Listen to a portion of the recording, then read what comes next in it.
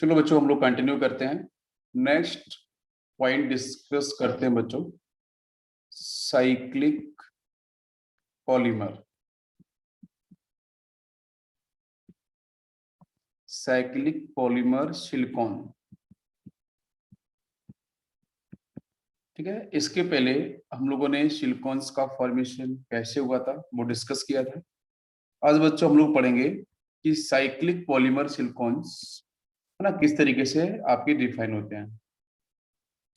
तो जो normal chain है उसके भी ऊपर डिस्कशन हम लोग कर चुके थे, अभी बात करेंगे साइक्लिक पे।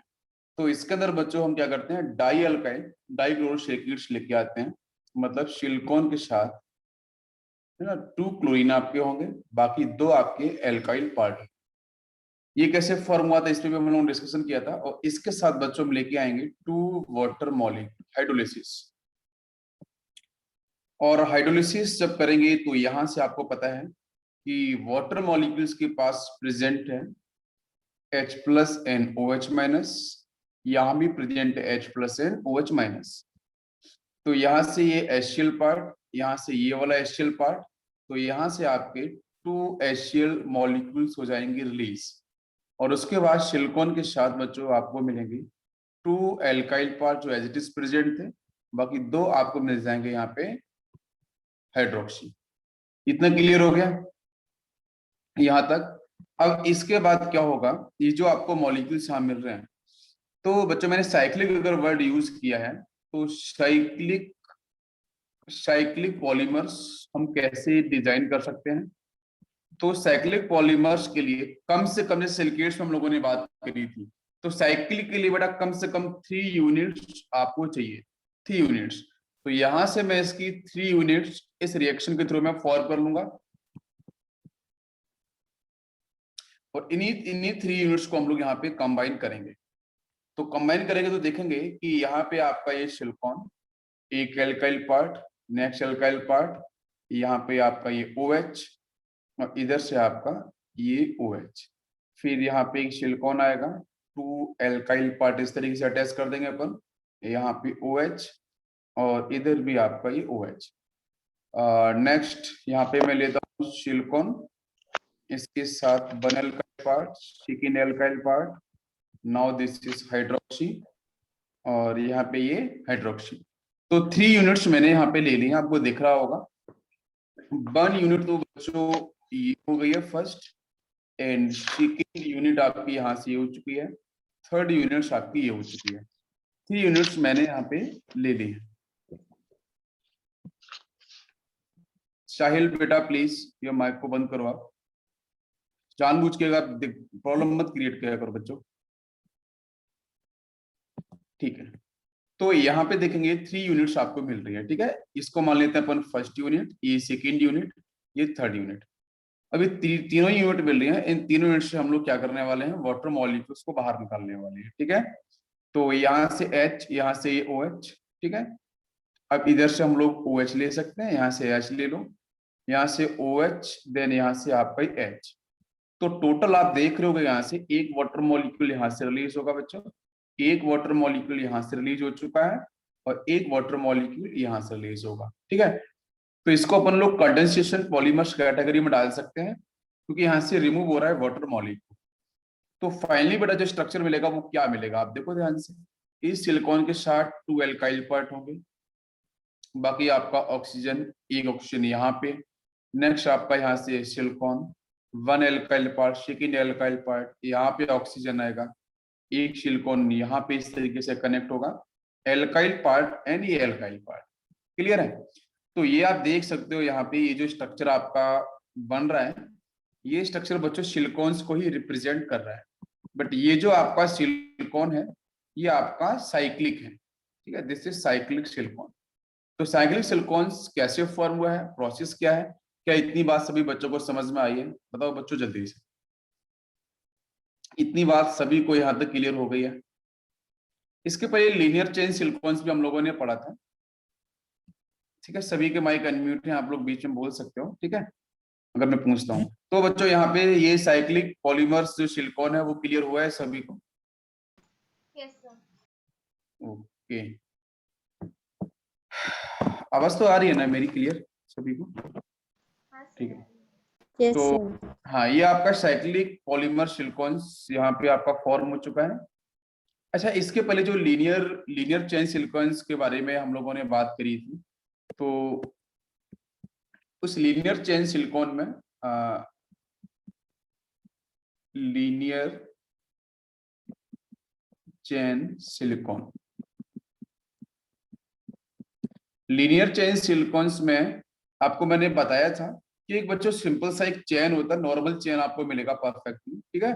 जैसे इसका नाम है आपका लीनियर चेन, तो एक सिंपल से आपको एक लीनियर चेन मिलेगी। तो वहां पे मैंने बताया था वो, यहाँ पे हम लोगों ने क्या लिया था बच्चों, यही molecule as it is, silicon के साथ 2 एल्काइल पार्ट आएंगे, है ना। प्रोसेस को समझ लो किसके साथ क्या हम क्या क्या यूज कर रहे हैं। और यहाँ भी हम लोगों ने हाइड्रोलिसिस में 2 वाटर मॉलिक्यूल्स हम डिफाइन करेंगे।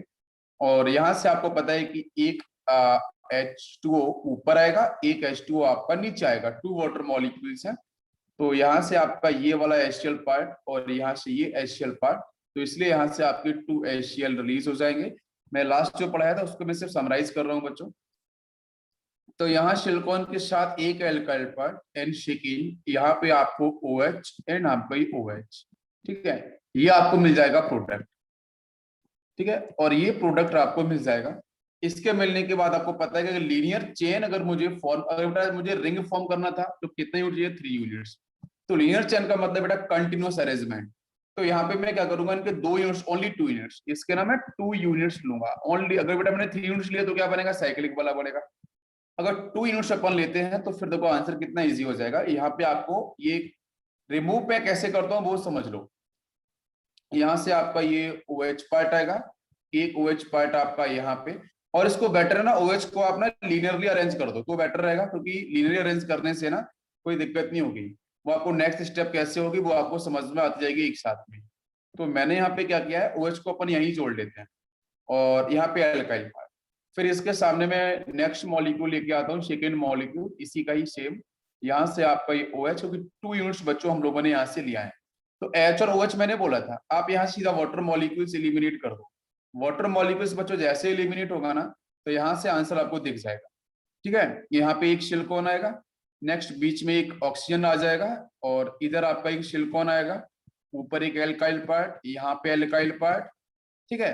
बेंजीन वाला केस भी बताया था ना, ऊपर बेंजीन जोड़ दो एल्काइल की जगह, यहाँ पे एल्काइल पार्ट, और यहाँ पे आपका oxygen, then dash dash dash, और इधर भी आप लोग कर सकते हो ऑक्सीजन देन डैश डैश, इस तरीके से, ठीक है।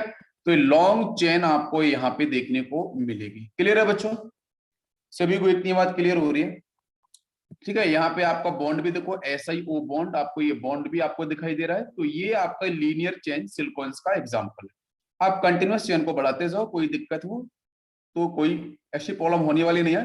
तो linear chain silicon silicon clear हो गया, साइक्लिक क्लियर हो गया है, बताओ बेटा जल्दी से, Yes, sir. सभी क्लियर हो गया। Yes, sir. ओके, अब देखो इसके बाद बच्चों हम बात करते हैं थर्ड कैटेगरी की। थर्ड कैटेगरी आपकी है क्रॉस लिंक्ड सिलिकॉन। तो क्रॉस लिंक सिलिकॉन जो पॉलीमर्स हैं, ठीक है, उनको हम लोग कैसे बना सकते हैं। तो बेटा क्रॉस लिंक्ड जो आपके सिलिकॉन है उसको समझो ध्यान से।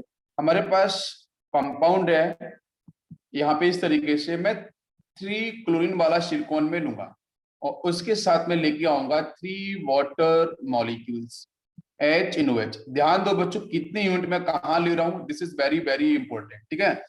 और इसके साथ यहाँ से क्या होगा आप देख सकते हो, ये HCl।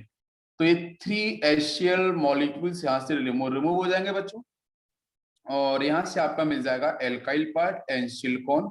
सिलिकॉन के साथ बच्चों आपके इस तरीके से 3OH हाइड्रोक्सी पार्ट आपके अटैच हो जाएंगे। इतनी बात सभी क्लियर हो रही है, यहाँ तक कंफर्म है, इजी है। क्रॉस लिंक पे हम लोग बात कर रहे हैं। तो अब ये जो बेटा मॉलिक्यूल्स मिले हैं, इन्हीं मॉलिक्यूल्स को देखो मैं रेगुलर अरेंजमेंट देता हूँ और यहाँ से क्रॉस लिंक्ड आपको मिल जाएगा। जैसे ऐसे O2 को हम लोगों ने पढ़ा था, वही स्ट्रक्चर यहाँ पे आपका उस तरीके से डेवलप करेंगे। तो देखो यहाँ पे आपका एक सिलिकॉन आ गया, यहाँ पे आपका 3 हाइड्रोक्सी है ना, ये ध्यान रखना, एक एल्काइल पार्ट है, यहाँ पे OH और एक OH यहाँ लगा लेते हैं। नेक्स्ट सिलिकॉन, यहाँ पे आपका ये हाइड्रोक्सी, ठीक है। लिखना सीखो, लिखना बहुत जरूरी है, क्योंकि दिमाग में एक बार आपके बैठ जाएगा ना यहाँ पे, तो फिर कोई भी दिक्कत नहीं होगी। ठीक है, इसके साथ नेक्स्ट मॉलिक्यूल में लेता हूँ यहाँ पे वही सिलिकॉन, एल्काइल पार्ट, यहाँ पे OH, OH, देन यहाँ पे आपका यह हाइड्रोक्सी। नेक्स्ट सिलिकॉन, यहाँ पे आपका एल्काइल पार्ट है, यहाँ पे हाइड्रोक्सी, देन ये हाइड्रोक्सी। नेक्स्ट एक मॉलिक्यूल और ले लेते हैं, चलो यहाँ पे एल्काइल पार्ट, ये आपको क्रॉस लिंक्ड समझ में आना चाहिए एग्जैक्टली, इसलिए मैं ये सारे के सारे मॉलिक्यूल्स ले रहा हूँ। यहाँ पे आपका हाइड्रोक्सी, हाइड्रोक्सी एंड हाइड्रोक्सी, और आपका यही एल्काइल पार्ट। तो देखो बच्चों, मैंने इतनी सारी यूनिट्स लिए, अब इसमें से वाटर मॉलिक्यूल निकालना स्टार्ट करो। तो वाटर मॉलिक्यूल निकालेंगे तो बच्चों क्या करें, यहाँ से H और OH, ठीक है, यहाँ से H और OH। तो यहाँ से आपको हर जगह से दिख रहा है कि H और OH, एटलीस्ट आपका 1 वाटर मॉलिक्यूल आप हर जगह से रिमूव कर सकते हो। ठीक है, H और OH, ये आप देखो हर जगह से वाटर मॉलिक्यूल्स बेटा रिलीज हो रहे हैं, ये तो निकालना बहुत ही आसान है। तो देखो यहां से हर जगह से आपके वाटर मॉलिक्यूल्स इलिमिनेट हो रहे हैं, क्लियर है। तो सारे के सारे जब वाटर मॉलिक्यूल्स निकल जाएंगे तो आपको बीच में क्या मिलेगा, बीच में बच्चों एक बॉन्ड मिलेगा। वो बॉन्ड कुछ ऐसा होगा, सिलिकॉन देन ऑक्सीजन देन नीचे आपका सिलिकॉन, और ये दोनों ही एक्सिस में, ठीक है, एक्स और वाई एक्सिस दोनों की तरफ मूव कर रहे होंगे। मतलब ये इधर से इधर भी आपको ये बॉन्ड मिल रहा होगा, और नीचे आने पे भी बॉन्ड मिल रहा होगा, ऊपर जाने पे भी बॉन्ड मिल रहा होगा। तो इसका मतलब है कि आपके चारों, आपके जो एक्स एक्सिस से वाई एक्सिस से दोनों ही डायरेक्शन में आपका यहाँ पे प्रॉपरली ये बॉन्ड आपका डेवलप होता जाएगा, जिससे बच्चों हम बोलेंगे कि यहाँ पे क्रॉस लिंक्ड आपका सिलिकॉन जनरेट हो गया है। पहले बताओ इतनी बात समझ में आई कि नहीं आई, जो मैंने यहाँ पे एक्सप्लेन किया हुआ है। इतनी बात सभी क्लियर हो चुकी है। संदेश, निरान, बेटा सभी लोग बताओ यार, यहां तक सभी क्लियर हुआ है। चिन्मय एंड दीक्षा, दीप्ति, खतीजा एंड मानसी, ओम, बताओ बेटा यहां तक सभी क्लियर हुआ है। Yes, sir. Okay, thank you. चलो अब इसके बाद हम लोग समझेंगे नेक्स्ट पॉइंट, कि जो हम लोगों ने ड्रॉ किया था कि सर उसका रियल स्ट्रक्चर थोड़ा सा बता दो आप मुझे, तो थोड़ा और आसानी आप लोगों को हो जाएगी। देखो यहाँ पे जो एल्काइल था उसको अपन वैसे ज्वाइन कर सकते हैं, कोई इश्यू नहीं है। इसके बीच में यहाँ पे एक ऑक्सीजन आ जाएगा, वो वाटर मॉलिक्यूल से एलिमिनेट हुआ था ना, उसी फॉर्म को मैं क्या कर रहा हूँ यहाँ पे बना दे रहा हूँ। वाटर मॉलिक्यूल्स के निकालने के बाद वो फेज कैसा दिखेगा आपको, ठीक है। यहाँ पे एल्काइल पार्ट, बीच में आपका ऑक्सीजन, यहाँ पे सिलिकॉन, इधर बच्चों ऑक्सीजन है ना, यहाँ पे alkyl part. Water molecules release किया है ना, तो ये वाली फॉर्म जनरेट होती जाएंगी। यहाँ पे oxygen, silicon and OH part, आप एक्सटेंड कर दो दोनों साइड में, कोई दिक्कत नहीं है, ठीक है। यहाँ पे आपका सिलिकॉन, रूल्स वही है एज इट इज, जो आपका इनिशियली वाटर मॉलिक्यूल्स को बाहर निकालना है उसी को फॉलो करते जाओ। इसको आप इधर भी एक्सटेंड कर दो बच्चों, इधर भी एक्सटेंड कर सकते हो। मेरी बात समझ में आ रही है कि नहीं आ रही है सभी बच्चों को, ये पूरा का पूरा एक्सटेंशन हो जाएगा। तो यही आपका है क्रॉस लिंक, ठीक है, यही आपका है क्रॉस लिंक्ड सिलिकॉन्स, ठीक है। ये बच्चों एम से लेवल की हम लोग बात कर रहे हैं, और अच्छे से आप समझ लो यहाँ पे चीजें किस तरीके से आपकी डेवलप होते हैं। और बच्चों देखो एक बात मैं और आप लोगों को सभी को यहाँ पे बताना चाहता हूँ कि एक बार बच्चों क्वेश्चन आया था नीट के अंदर AIPMT में, AIPMT का ही क्वेश्चन है। क्वेश्चन ये था, आप लोग मुझे एग्जाम आंसर करना है इसका। क्वेश्चन ये था, यही PMT का मैं क्वेश्चन दे रहा हूँ, कि जो बच्चों ग्लास होता है, ठीक है, ग्लास का कंप्लीट मॉलिक्यूलर फॉर्मूला क्या है।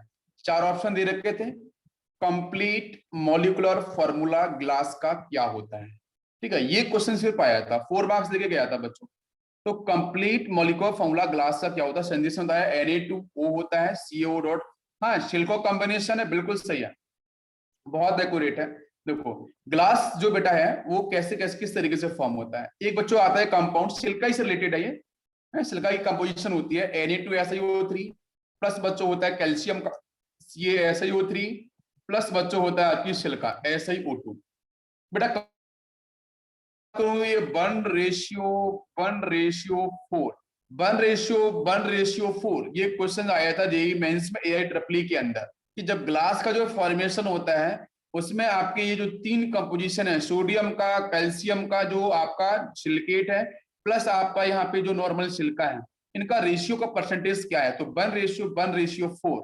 इनको अगर बच्चों हम कंपोजिट करते हैं और किस टेम्परेचर पे, 1400 डिग्री सेल्सियस पे, पहले ये सभी मिल्ट करते हैं, मिल्ट करने के बाद बच्चों में करता हूं इनको कंडेंस, ठीक है, वेपर्स में कुछ फॉर्म में चले जाते हैं, कंडेंस करता हूं, है ना, इसको मैं कोल्ड कंडीशन प्रोवाइड कराता हूं, तो बच्चों यहां से बनता है ग्लास। और ग्लास का बेटा, ग्लास इज एक्चुअली, बेटा मुझे बताओ, ग्लास कोई आयोनिक कंपाउंड है क्या, ये कोवलेंट कंपाउंड है, क्या कंपाउंड है बताओ बच्चों, ये it is actually additional compound, glass is actually A additional compound, ये एडिशनल कंपाउंड है, इसमें तीनों के तीनों पार्ट बच्चों डॉट की फॉर्म में आपके हो जाते हैं, आपके डिफाइन किए जाते हैं। जैसे मैं यहाँ पे लिखना चाहूं, ग्लास का Na2SiO3 डॉट करके बेटा CaSiO3 dot 4 moles of SiO2, तो this complete formula is the additional compound, और इसी को बच्चों हम लोग बोलते हैं ग्लास। क्या मेरी बात सभी बच्चों को समझ में आ रही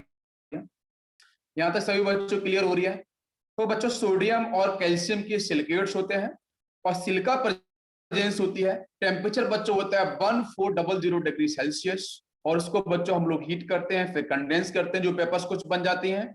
और साहिल ने बोला है सर 1700, हाँ मैं वही बोल रहा हूँ बेटा, temperature is not a issue, temperature कभी तक पूछा ही नहीं गया है, बिकॉज ये 1400 है ना, ये लगभग अप्रोक्स बेटा, temperature is actually approx data, ठीक है, नियर अबाउट डाटा होता है, बहुत क्लोज डाटा रहता है। 1400, अगर आपको कहीं किसी बुक में 1700 लिखा है तो बच्चों इज नॉट एक रॉन्ग आंसर, है ना, 1400 is also correct, 1700 is also correct, दोनों डाटा आपके नियर अबाउट है, तो कोई भी इसमें गलती नहीं है, ऑल आर करेक्ट। टेम्परेचर के बारे में पीएमटी कभी नहीं पूछता है, जो पूछेगा मैंने बता दिया है, कंपोजिशन ऑलरेडी पूछा गया है। दूसरा, सोडियम कैल्शियम के सिलिकेट्स होते हैं in the presence of silica, temperature near about आपका यही रहता है, और उसको हम कंडेंस करते हैं, कोल्ड करते हैं, तो फाइनली बच्चों मिल जाता है ग्लास। क्या सभी को मेरी बात समझ में आ गई है? जल्दी से बताओ बच्चों, यहां तक सभी बच्चों क्लियर हो गया है? अगर क्वेश्चन आता है तो डेफिनेटली आप कर पाओ। यस, नेक्स्ट बच्चों बात करते हैं टिन, ठीक है, टिन के भी कुछ कंपाउंड्स हैं, वैसे अभी क्वेश्चन आया नहीं है, अगर क्वेश्चन टिन के ऊपर आ जाता है तो थोड़ा सा बताना जरूरी है। नेक्स्ट चैप्टर में स्टार्ट करने वाला हूं, अभी पी ब्लॉक ही चल रहा है, नाइट्रोजन फैमिली, ठीक है। टिन, टिन के बारे में बच्चों बात करता हूँ, टिन के बारे में मैंने पढ़ा था कैसेटराइट, अरे सभी को याद है SnO2 बच्चों याद है क्या, ये आपका कैसेटराइट ओर था, ठीक है, दिस इज दी कैसेटेराइट ओर, ठीक है, यहां से हम टिन को करते हैं एक्सट्रैक्ट, जिसको हम एक बार और बच्चों कॉल करते हैं टिन स्टोन, इसको हम लोग टिन स्टोन भी बोलते हैं, बिकॉज इट इज हार्ड, ठीक है, हार्ड रॉक। क्लियर है सभी को? इसके बाद एक क्वेश्चन मैं आपसे पूछूंगा, मैं आपको पहले पढ़ा चुका हूं, SnO2 के साथ अगर बच्चों में कार्बन कोक लेके आता हूं, तो मैं आपको पहले भी पढ़ा चुका हूं कि अगर बेटा SnO2 से ऑक्सीजन को बाहर निकालना है तो आपको एक यहाँ पे रेड्यूसिंग एजेंट लाना पड़ेगा, जो बेटा क्या करे, ऑक्सीजन को कर ले एक्सट्रैक्ट।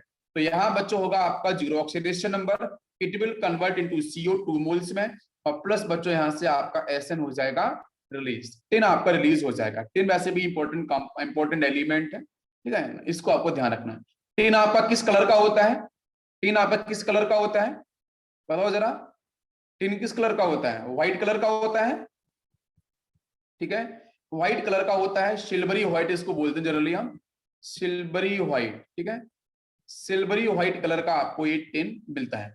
इसके बाद क्वेश्चन ये है, हाँ सिल्वरी व्हाइट होता है, इसको आपको ध्यान रखना है।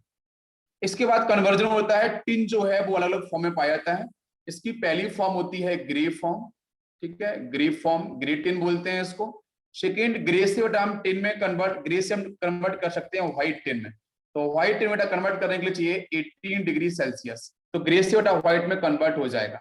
और व्हाइट से बेटा हम कन्वर्ट करते हैं रोम्बिक के अंदर, ठीक है, रोम्बिक टिन के अंदर, तो रोम्बिक टिन को बेटा कन्वर्ट करना तो 170 डिग्री सेल्सियस टेम्परेचर। तो क्वेश्चन हमारा ये है कि सबसे स्टेबल आपकी जो एलोट्रोपिक फॉर्म है, टिन की ये सारी एलोट्रोपिक फॉर्म है, ठीक है, these are the allotropic form, ठीक है, व्हाइट, ग्रे एंड रोम्बिक, तो सबसे अधिक स्टेबल फॉर्म कौन सी है? तो सबसे अधिक स्टेबल फॉर्म बच्चों कौन सी होगी बताओ जरा, सबसे अधिक स्टेबल फॉर्म कौन सी, ग्रे होगी या रोम्बिक होगी या आपकी व्हाइट होगी, कौन सी होगी? हाँ, यहाँ पे एक आंसर आ रहा है, ग्रे आ रहा है कुछ बच्चों का, कुछ बच्चों ने व्हाइट बोला हुआ है। Grey is not the answer, पहली बेटा पॉइंट, ग्रे आंसर नहीं है। यस, जो बच्चे व्हाइट बोल रहे हैं वो आंसर सही है। व्हाइट आपका नेचर के अंदर अधिक अमाउंट में भी पाया जाता है, कॉमन आपका ये एलोट्रोपिक फॉर्म है आपके टिन का, और यही बच्चों सबसे स्टेबल होती है। तो अगर इसके ऊपर स्टेबिलिटी पे क्वेश्चन आ जाता है, ये छोटे छोटे क्वेश्चन आते हैं बहुत बार, और यहाँ पे ना बहुत बार गलती हो जाती है, इसलिए आपको बता दे रहा हूँ, ये आपको ध्यान रखना है। एक और बेटा एक एक डिजीज होती है टिन प्लेग के नाम से, अगर आपने बायोलॉजी में पढ़ा होगा, tin plague, PLAGUE, tin plague के नाम से एक डिजीज होती है, इसके बारे में किसी को पता है? कोल्ड कंट्रीज में क्या होता है, जो कोल्ड यूरोपियन कंट्रीज हैं, यूरोपियन कंट्रीज के अंदर बच्चों व्हाइट टिन कन्वर्ट हो जाते हैं किसमें, ग्रे टिन के अंदर।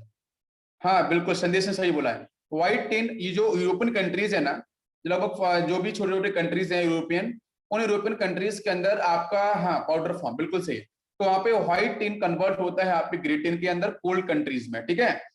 तो जिसकी वजह से टिन की जो डेंसिटी है वो बच्चों कर जाती है डिक्रीज, डेंसिटी डिक्रीज करती है वॉल्यूम बढ़ जाता है, डेंसिटी करती है डिक्रीज, वॉल्यूम आपका बढ़ जाता है। तो उसकी वजह से बच्चों क्या है, ये ब्रिटल पाउडरी नेचर, बिल्कुल एक सही आंसर किया बच्चे ने यहाँ पे, पाउडर की फॉर्म, ये ब्रिटल नेचर की तो वैसी होती है, अरे बेटा टिन की प्रॉपर्टी ब्रिटल होती है, मैलेबल होती है, तो बच्चों यहाँ पे आपकी पाउडर की फॉर्म में जनरेट हो जाती है, और वही पाउडरी फॉर्म बच्चों आपकी जो ह्यूमन बॉडी है उसके अंदर आपका चला जाता है ना। तो जिसकी वजह से टिन डिजीज क्रिएट होती है, जिसका नाम होता है टिन प्लेग, ठीक है, ये आपको थोड़ा सा ध्यान रखना पड़ेगा। क्लियर है, मैंने बता दिया आपको क्या क्या यहाँ पे आपको रहता है। चलो, इसके बाद मैं पूछूंगा आपसे एक क्वेश्चन, प्रीवियस ईयर में हम लोगों ने पढ़ा है पहले टाइम में, इनिशियली जब ऑफलाइन सेक्शन चल रहा था। तो मेरा क्वेश्चन है कि अगर टिन के साथ बच्चों में HCl लेके आता हूं तो हमारा आंसर क्या बनेगा? तो यहाँ तो सीधा आंसर है, ये तो बन जाएगा SnCl2 प्लस बच्चों H2 गैस कर देगा रिलीज। अगर आपको पता है इलेक्ट्रोकेमिकल सीरीज जो मैंने क्लास में पढ़ाई थी, उसी के ऊपर ये क्वेश्चन था, ठीक है, पहला क्वेश्चन। सेकेंड क्वेश्चन मैं आपसे पूछता हूँ, अगर टिन के साथ मैंने यूज किया है डाइल्यूट H2SO4, डाइल्यूट H2SO4, तो बताओ आंसर क्या फॉर्म होगा? टिन के साथ मैंने यूज किया है डाइल्यूट H2SO4, बताओ बच्चों क्या फॉर्म होगा? सीधा कर दो रिएक्शन, SnSO4 बनेगा, ठीक है, टिन के साथ सल्फेट हो जाएगा, प्लस यहां से डाइल्यूट है तो H2 गैस हो जाएगी रिलीज, ठीक है। थर्ड मैं रिएक्शन पूछता हूं, टिन के साथ अगर मैंने यूज किया है कॉन्सेंट्रेटेड H2SO4, तब आंसर क्या बनेगा?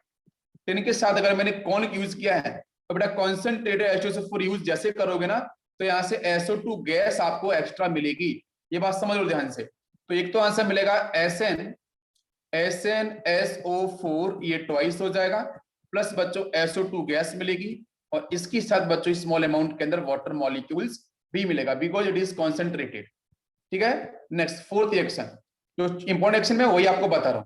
नेक्स्ट बच्चों मैं पूछूं, अगर मैं टिन के साथ मैंने यूज किया है डाइल्यूट HNO3, डाइल्यूट HNO3, बताओ क्या प्रोड्यूस होगा, व्हाट इज द आंसर, बताओ जल्दी से। टिन के साथ अगर मैंने यूज किया है डाइल्यूट HNO3, तो आंसर क्या होगा? सभी लोग आंसर बताओ बच्चों। हाँ, टिन नाइट्रेट, बिल्कुल बिल्कुल, या अमोनियम नाइट्रेट, टिन नाइट्रेट या अमोनियम नाइट्रेट, ये रिएक्शन ना बहुत इंपॉर्टेंट है, और ये रिएक्शन जेईई एडवांस में आई है, IIT के अंदर ये क्वेश्चन पूछा गया है।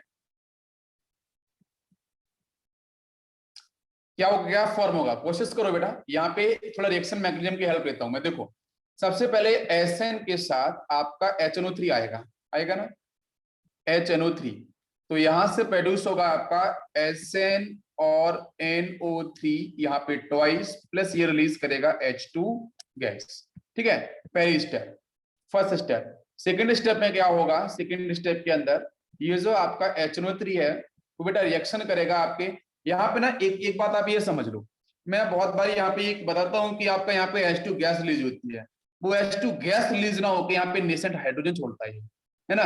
तो ये बात थोड़ा क्लियर कर लो, यहाँ पे ये आपकी H2 गैस तो बाद में कन्वर्जन में दिखाएंगे, अभी यहाँ से रिलीज होंगे आपके 2 nascent hydrogen, this is very important. तो ये तो स्टेबल ऑलरेडी हो चुका है सॉल्ट, 2 नेसेंट हाइड्रोजन है, तो ये 2 नेसेंट हाइड्रोजन बच्चों क्या होते हैं, इसको हम बैलेंस करते हैं बाद में, तो यहाँ पे इसको हम करते हैं 4, तो यहाँ से 8 नेसेंट हाइड्रोजन हो जाते हैं, ये 8 नेसेंट हाइड्रोजन कन्वर्ट हो जाते हैं। तो 8 nascent hydrogen now react with HNO3। तो ये बेटा कन्वर्ट किस में होगा, यहाँ से बच्चों बनेगी अमोनिया गैस, इंपॉर्टेंट है, और प्लस यहाँ से बनेगा आपका 3 मोल ऑफ वाटर। ठीक है, ये रिएक्शन बहुत important, second step is very very important. अगर बेटा आपके HNO3 के सामने अगर नेसेंट हाइड्रोजन आते हैं तो अमोनिया गैस रिलीज होगा, प्लस बच्चों वाटर मॉलिक्यूल्स का फॉर्मेशन होगा। तीसरी स्टेप में होता है, जो अमोनिया गैस बन चुकी है, ये तो बच्चों बेस है, अरे अमोनिया इज स्ट्रॉन्ग बेस, इसके सामने बेटा क्या होगा आपका, बताओ अमोनिया के सामने क्या आएगा, अभी ये बेस है तो इसके सामने बच्चों फिर से एसिड आएगा ना, यस HNO3 फिर से आएगा। तो अब यहां से बेटा रिएक्शन होगी, तो ये बना लेगा NH4 और NO3। भाई यहां से लेगा H प्लस साइन, इसके पास आपका लोन पेयर था, NO3 बेटा यहाँ कंबाइन हो जाएगा, तो NH4 प्लस बनेगा, NO3 माइनस, तो ये सॉल्ट बन जाएगा अमोनियम नाइट्रेट। ये हो गई आपकी कंप्लीट होल रिएक्शन। अब आते हैं बच्चों, हम इसको कैंसिल आउट करते हैं। तो कैंसिल आउट करने पे क्या कैंसिल हो रहा है, पहले ये बताओ। नेसेंट हाइड्रोजन से नेसेंट हाइड्रोजन कैंसिल हो जाएंगे, ठीक है, इस अमोनिया से अमोनिया गैस कैंसिल हो गई, ठीक है, बाकी और कुछ कैंसिल हो रहा है तो करें कैंसिल, नहीं तो उसको रहने देते हैं। अब नीचे लिखते हैं हम लोग बेटा प्रोडक्ट, क्या बनेगा प्रोडक्ट, 4 मोल्स एशन ऊपर से मिल गए हैं, ठीक है, 4 मोल एशन आपको ऊपर से मिल गया है, ठीक है, प्लस क्या मिला है, प्लस बच्चों आपके HNO3 कितने हो जाएंगे बताओ, 4 मोल, तो ये HNO3 हो गए, ठीक है, 4 हो गए ना ऊपर, 4 मोल HNO3 ऊपर हो गए हैं, और 4 के बाद हाँ 6 हो जाएंगे ना, ठीक है, तो HNO3 आपके यहाँ पे बैलेंस करेंगे हम लोग एक बार, तो 4, 5 एंड 6, ठीक है, और इससे और कुछ बचा है, HNO3 हो गया है, SN हो गया है, ठीक है, पूरा हो गया है। इधर क्या बना 4 मोल, ये 4 मोल बनेंगे ना, 4 का मल्टीप्लाई 4 मोल ऑफ SnNO। आप बैलेंसिंग को ध्यान मत रखना, इतना कोई इजी नहीं है, लेकिन प्रोसेस को फॉलो करो कि कौन कौन से प्रोसेस आपके फॉलो हो रहे हैं। प्लस बच्चों दूसरा सॉल्ट आपको ये मिल रहा है अमोनियम नाइट्रेट, तो NH4NO3 मिल रहा है, और प्लस यहां से क्या रिलीज होगा, यहां से रिलीज होगा आपका वाटर मॉलिक्यूल्स। ये सभी को बात समझ में आ रही है, इतनी बात क्लियर है। तो यहाँ पे जो मैं बोल रहा था कि बेटा डाइल्यूट HNO3 के साथ अगर रिएक्शन कराते हो, तो रिएक्शन कराने पे आपको ये आंसर मिलेंगे, एक तो टिन का नाइट्रेट मिलेगा, अमोनियम नाइट्रेट मिलेगा, ये दोनों सॉल्ट आपको मिलेंगे, प्लस आपका वाटर मॉलिक्यूल्स बाद में मिलता है, उसका कोई इश्यू नहीं है, लेकिन ये दोनों इंपॉर्टेंट, दोनों सॉल्ट इंपॉर्टेंट है, दोनों सॉल्ट आपके लिए बहुत इंपॉर्टेंट। इतनी बात क्लियर हो गई सभी को, रिएक्शन मैकेनिज्म समझ में आ गया है, बता दो आप मुझे, यहाँ तक सभी क्लियर हो गया है, सभी बच्चों क्लियर है, ठीक है। अब इसके बाद में एक रिएक्शन और पूछता हूं, जरा बताना मुझे कि अगर टिन के साथ अगर मैंने यूज किया है सोडियम हाइड्रोक्साइड, वो भी आपका डाइल्यूट है, ठीक है, तो क्या आंसर बनेगा बताओ, ये तो क्लासरूम में कराया मेरे मैकेनिज्म में, टिन के साथ अगर मैंने डाइल्यूट NaOH यूज किया है तो आंसर क्या बनेगा, बताओ जरा, बताओ रिजल्ट आंसर बताओ क्या बनेगा।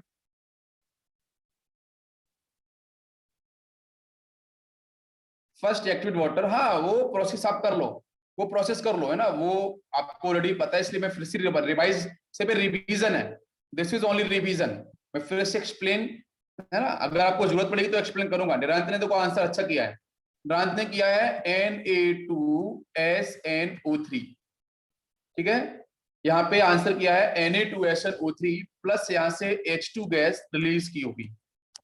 कितने बच्चों ने पूरा मैकेनिज्म आपको ही करना है बेटा, मैकेनिज्म आपको ही करना है, मैकेनिज्म तो मैं पहले आपको रिएक्शन करा चुका था इनिशियली, और टाइम लिया था हम लोगों ने। इस कंपाउंड का नाम क्या है, Na2SNO3, ये जो बना इसका नाम क्या है बताओ जरा, सोडियम, क्या नाम होगा इसका, सोडियम स्टिनेट, ये होगा ना सोडियम स्टिनेट, स्टिनेट आयंस आपको मिलते हैं, ठीक है, तो यहाँ पे ये हाँ सोडियम स्टिनेट बिल्कुल सही आंसर है, खाते बेटा आपका सही आंसर है, बाकी लोग भी ट्राई कर सकते हैं, ठीक है, या तो सभी क्लियर हो गया है,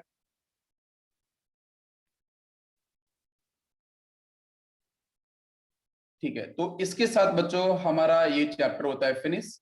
बाकी आप लोग ट्राई कर लेना, संदेश ने किया है मेटास्टिनेट, ठीक है, चलो, तो यहाँ पे आपका ये चैप्टर फिनिश होता है। अब हम चलते हैं नेक्स्ट है नाइट्रोजन फैमिली।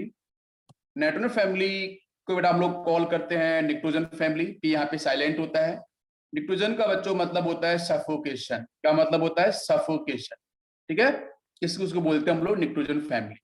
ये देखो सामने आपके पी ब्लॉक पूरा का पूरा बना हुआ है, और इस पी ब्लॉक के हम लोगों ने क्या क्या पढ़ लिया है वो अंडरटेक करते हैं। एक तो ये सारे के सारी चीजें हम लोगों ने बहुत अच्छे से पढ़ी है डेप्थ में, कार्बन फैमिली पूरी डेप्थ में पढ़ी है। अभी बचा है nitrogen, oxygen, halogen, inert. Halogen और इनर्ट के बारे में बच्चों हम लोग पढ़ेंगे बहुत कम, क्वेश्चन जितने आएंगे बस उसी कॉन्सेप्ट को पढ़ेंगे।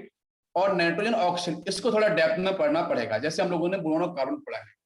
ठीक है, क्योंकि इनकी कनेक्टिविटी बाकी चैप्टर्स के साथ भी होती है, इसलिए इसको पढ़ना जरूरी है। सभी क्लियर हो रहा है यहां तक? चलो अब स्टार्ट करते हैं बेटा। सबसे पहले आपको यहाँ पे जो नाइट्रोजन फैमिली है उसमें जो ग्रुप 15 है, ठीक है, तो group 15 is also known as nitrogen family. Nitrogen होता है non metal, phosphorus non metal, arsenic metalloid, antimony metalloid and bismuth is metal. ठीक है, यहां तक क्लियर हो रहा है बच्चों सभी को? ये छोटी सी प्रॉपर्टीज है, आप लोग पहले भी डिस्कस, बस सेकेंड, हम लोग पहले भी डिस्कस कर चुके हैं। ठीक है, अच्छा अब आते हैं बच्चों इसके इलेक्ट्रॉनिक कॉन्फ़िगरेशन के ऊपर। बच्चों एक बार बोलो, आवाज आ रही है ना सभी को? ठीक है, यस सर। ठीक है, ओके, थैंक यू। संदेश का आंसर पढ़ो। मेटास्टेरिक एसिड बनेगा, ये कॉन्सेंट्रेटेड का है ना सर? हाँ कॉन्सेंट्रेटेड का है, वो कॉन्सेंट्रेटेड का है बेटा। NO2 आपने निकाल दिया ना? हाँ संदेश, बिल्कुल परफेक्ट। ठीक है, तो इलेक्ट्रॉनिक कॉन्फ़िगरेशन में हम लोग देखने वाले हैं बेटा, सेकेंड पीरियड में आता है nitrogen, phosphorus, arsenic, antimony, bismuth, है ना? हम लोगों ने पढ़ा था ना इस तरीके से।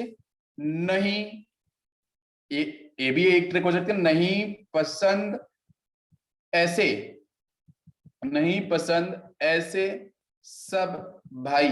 यार भाई तो यार पसंद होते हैं, ठीक है, एक सिस्टर है ना, वो बोल रही है ऐसे, नहीं पसंद ऐसे सब भाई, क्योंकि भाई लोग क्या करते हैं, मारते हैं, पीटते हैं ना, परेशान करते हैं, तंग करते हैं। ठीक है इसलिए, लेकिन बाकी आप अपने ढंग से भी मैंने बनाया था, नेपाल, पाकिस्तान, ऑस्ट्रेलिया सब बेकारी, ऐसे बोला था मैंने। ठीक है, उसको उससे भी नोमेनिक्स की तरह बच्चों याद रखो। ठीक है, दिस इज ओनली नोमेनिक्स, और उसको अपन वैसे ही याद रखेंगे। ठीक है, इस तरीके से। ठीक है, तो कुछ इसको ऐसा नहीं लेना है। नाना पाटेकर, ऑस्ट्रेलिया सब बेकारी। हाँ यार वही तो है बेटा, किसी पर्टिकुलर आदमी का नाम नहीं ले सकते हैं ये इसको थोड़ा ध्यान रखना होता है मुझे भी।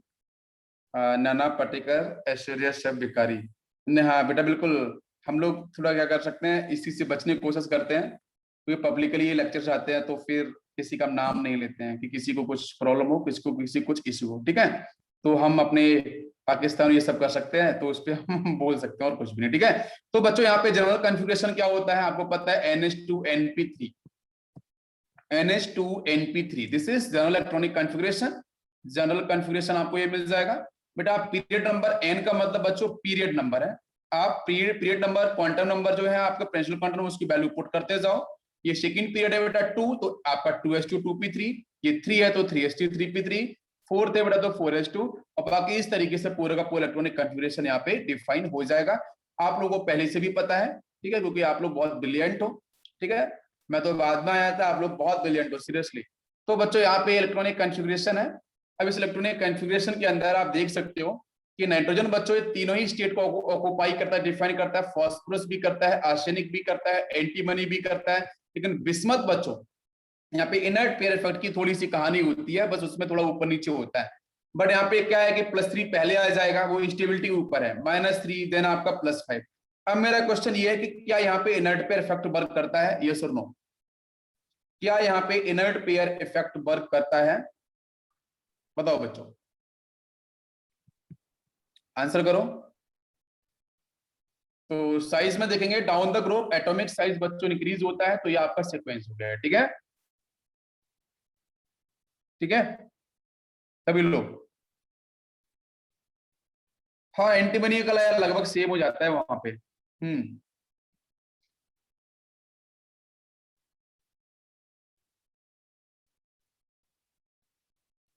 पूछना है इसमें किसी कुछ, कि अगर आप कोई और भी बुक देखोगे ना, तो उसमें आपका जो नाइट्रोजन और फास्फोरस है ना, इन दोनों को परफेक्टली नॉन मेटल ही बोला गया है, लेकिन आर्सेनिक को सिर्फ बोला गया है मेटलॉइड। ठीक है, और एंटीमनी और जो बिस्मथ है ना, इनको मेटेलिक नेचर में डाला गया है। ठीक है, मेटेलिक प्रॉपर्टी में डाला गया है। ठीक है, ये metallic nature top to bottom आने पे इंक्रीज होता है, ठीक है। मेटेलिक नेचर आपका क्या होगा, मेटेलिक नेचर आपका इंक्रीज करेगा, मेटेलिक कैरेक्टर इंक्रीज करता है टॉप टू बॉटम आने।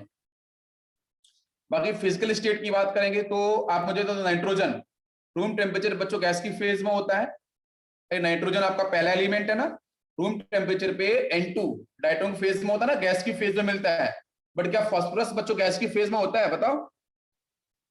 फास्फोरस नहीं होता। फास्फोरस से लेके और बच्चे फास्फोरस P4 रेड फास्फोरस, अलग अलग फास्फोरस होते हैं, P4 से लेके और बेटा फास्फोरस आर्सेनिक एंटीमनी बिस्मथ, ये सारे के सारे फास्फोरस आर्सेनिक एंटीमनी बिस्मथ ये सब के सब बच्चों सॉलिड फेज में, किसमें होते हैं? सॉलिड फेज के अंदर, सॉलिड फेज के अंदर पाए जाते हैं।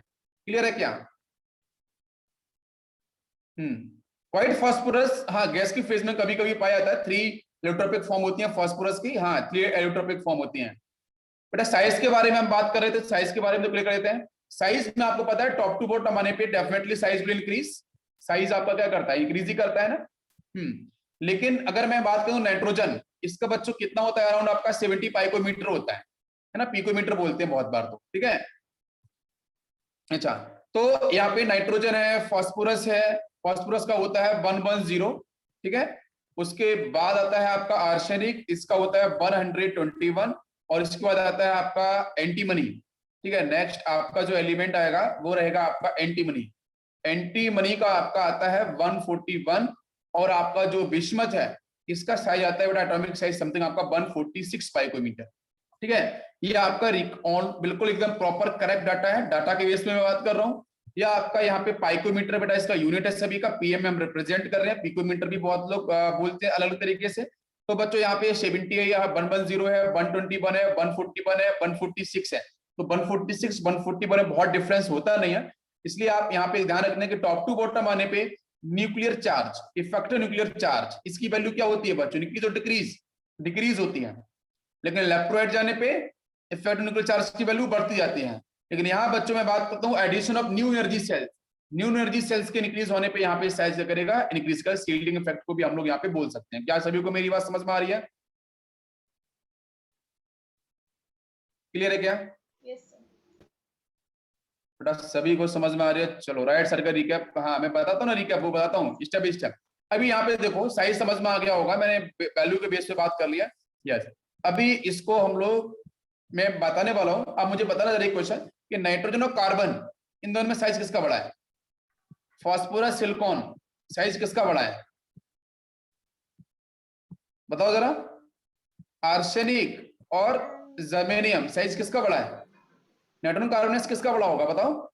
कार्बन का, बिल्कुल सही। फास्फोरस और सिलिकॉन में किसका होगा? सिलिकॉन का, है ना। जर्मेनियम और आर्सेनिक में किसका होगा? जर्मेनियम का।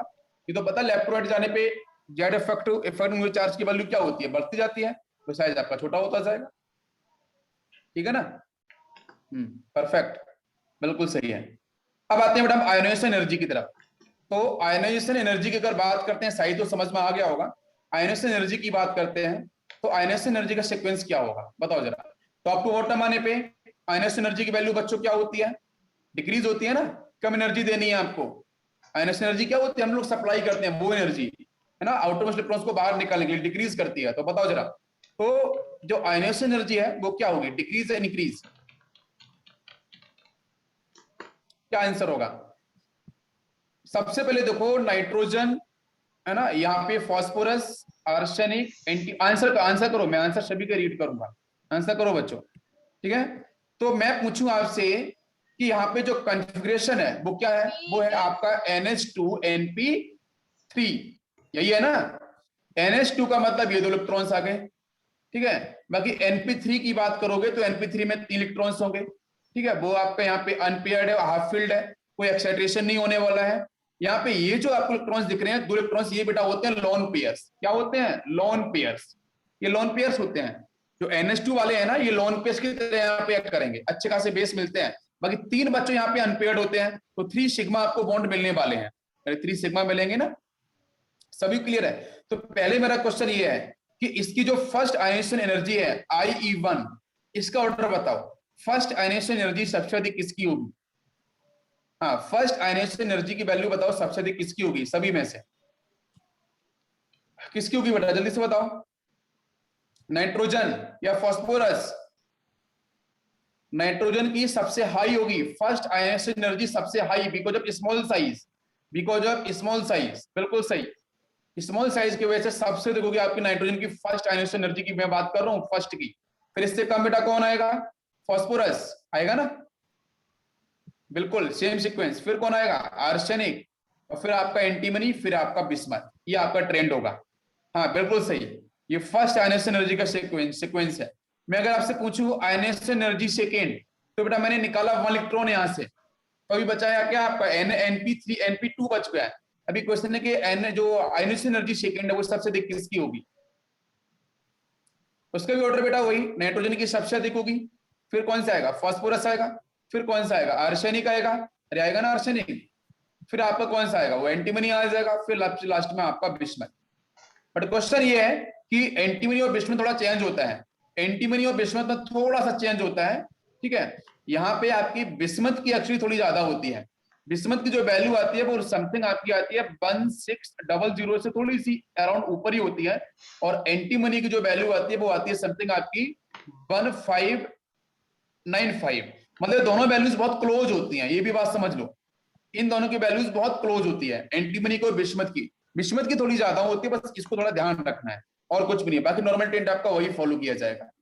और जब आयनाइजेशन एनर्जी 3 की बात करेंगे तो सबसे अधिक किस पर, तीसरे इलेक्ट्रॉन निकालना तो और डिफिकल्ट हो जाएगा, बहुत क्लोज न्यूक्लियस के हो चुका है, तो सबसे अधिक होगी आपकी, हाँ सबसे अधिक आपकी होगी उसी नाइट्रोजन की, और आई बेटा सबसे अधिक बेटा कितनी होगी 4577, ये किलो जूल पर मोल की बात कर रहा हूं मैं, किलो जूल पर मोल की मैं बच्चों बात कर रहा हूं, सबसे अधिक होती है नाइट्रोजन की, वो भी आयनाइजेशन एनर्जी थर्ड 4577, उससे कम होगा बच्चों फास्फोरस, उससे कम होगा आपका आर्सेनिक, फिर उससे कम होगा आपका एंटीमनी, और सबसे कम होगा बिस्मथ। लेकिन बिस्मथ और आर्सेनिक में, बिस्मथ और एंटीमनी में थोड़ा सा ऊपर नीचे होता है, जनरली बोलते हैं कि बिस्मथ का I3 भी थोड़ा ज्यादा होता है, बहुत कम भी नहीं होता, बहुत ज्यादा, तो लगभग बराबर मान के चलते हैं, बस इसको आपको ध्यान रखना है।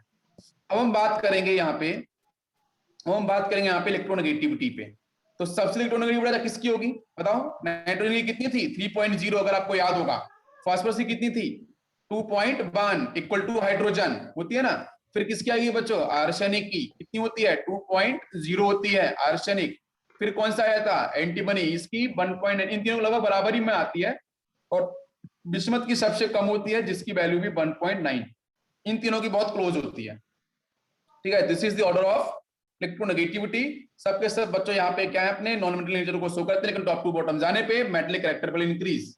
अब आते हैं डेंसिटी, सबसे अधिक डेंसिटी किसकी होगी, डेंसिटी का बेटा सबसे अधिक डेंसिटी का ऑर्डर क्या होगा, सबसे अधिक डेंसिटी बच्चों किसकी होगी, बिस्मथ की, बिल्कुल मेटलिक नेचर डेंसिटी में, फिर कौन सा आएगा एंटीमनी, फिर कौन सा आएगा आर्सेनिक, उससे कम कौन होगा बताओ बच्चों फास्फोरस, और सबसे कम कौन होगा नाइट्रोजन, ये तो गैस की फेज में होता है, तो this is the order of density. सबसे डेंसिटी बच्चों मेटल्स की होती है, तो जहां मेटल नेचर ज्यादा होगा वहां पे आपकी डेंसिटी भी क्या होगी, अधिक होगी। सभी क्लियर है?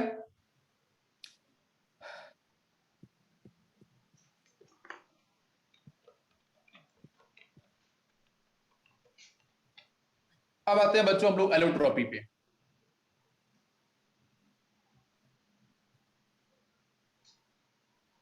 अब आते हैं हम लोग एलोट्रोपी पे, बस लेक्चर एलोट्रोपी की बात करते हैं। तो एलोट्रोपी के अंदर बच्चों यहाँ पे आपका नाइट्रोजन, इससे कोई भी एलोट्रोप्स आपके डिफाइन नहीं होंगे, ठीक है। वैसे तो होता है नाइट्रोजन में आपको मिलेगा अल्फा नाइट्रोजन, लेकिन हमारी सिलेबस में नहीं है, ये थोड़ा समझना जरूरी है। नाइट्रोजन के बेटा दो होते हैं, टू सॉलिड आपके एलोट्रोपिक फॉर्म होते हैं, जिसके अंदर एक होता है अल्फा नाइट्रोजन, ठीक है, एक होता है अल्फा नाइट्रोजन, ये बेटा होता है क्यूबिक क्रिस्टलाइन स्ट्रक्चर इसका होता है, ठीक है।